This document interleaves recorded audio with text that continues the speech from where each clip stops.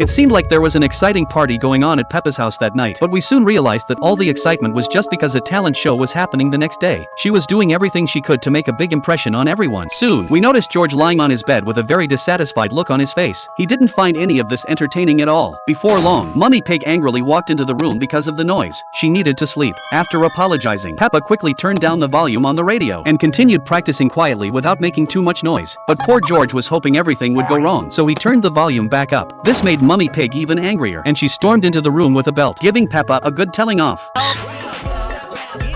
The next day, everyone gathered at school for the talent show. Peppa and Susie were talking about the dance Peppa planned to perform for the class. But Susie, being a bit clueless, didn't even realize that today was the talent show day. Soon, Susie was called up to perform, and the tension between the two girls grew. But Susie didn't seem to care about Peppa at all, and she performed an amazing dance for everyone.